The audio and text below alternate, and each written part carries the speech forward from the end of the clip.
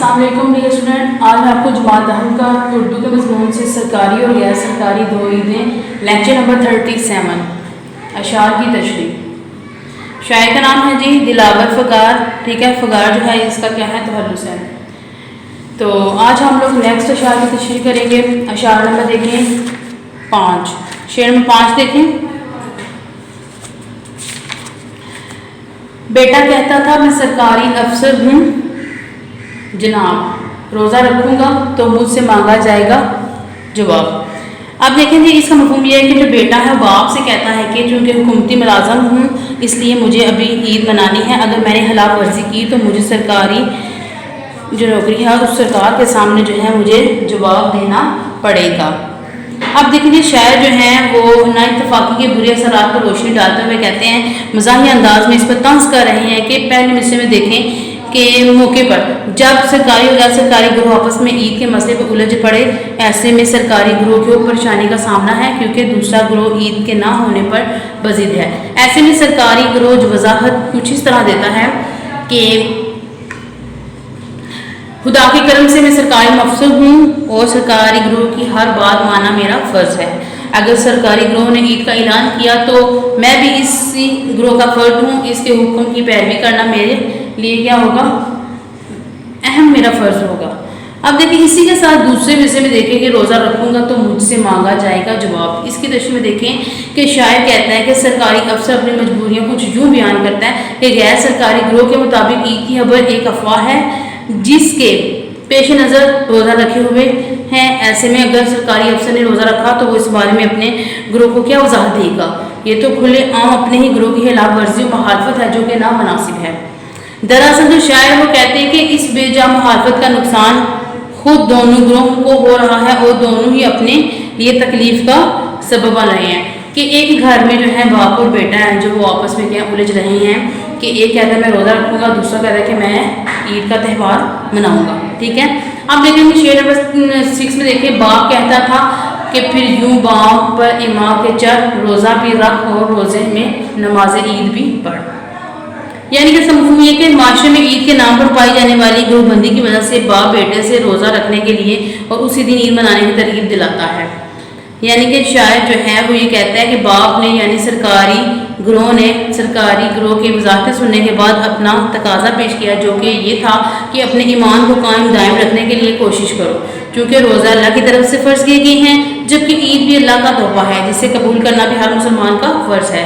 लिहाजा ईमान को साबित करने के लिए ज़रूरी है कि इन दोनों तकाज़ों को ईद भी की जाए और रोज़ा भी रखा जाए। इसके रिलेटेड इसके मुतल्लिक़ आप यहाँ पे एक शेर ऐड कर सकते हैं, फ़िरका बंदी है कहीं और कहीं ज़ाते हैं। फ़िरका बंदी है कहीं और कहीं ज़ाते हैं, क्या ज़माने में पिन की यही बातें हैं। ये शेर आप लोग इस शेर में लिख सकते हैं। यानी कि गैर सरकारी और सरकारी गिरोह से तकाजे की बात के लिए शायर कहता है कि वो शरई असूलों की पासदारी के लिए आज ईद को मानने से इनकार करो, यानी अल्लाह की खुशी के लिए रोज़ा रखो, जबकि सरकारी गिरोह के रुकन की हैसियत से आज नमाज ईद भी अदा करो। यानी कि दोनों ग्रोहों में इख्तिलाफ इस हद को पहुँच गया कि अपने ईमान को कायम रखने की कश्मकश में है।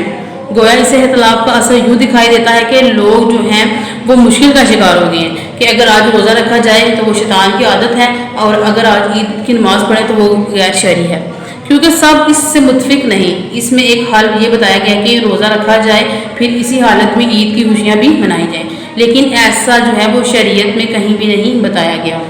ठीक है, अब देखिए जी शेर नंबर जो है 7, आज कितना फ़र्क है फुल स्टॉप और कामे में, बाप का रोज़ा था और बेटा ईद के जामे में। इसका मफ़हूम है कि दौरे हाज़िर में बाप और बेटा दोनों अलग अलग ईद मनाते हैं। बाप रोज़े में है और बेटा जो है वो ईद मना रहा है।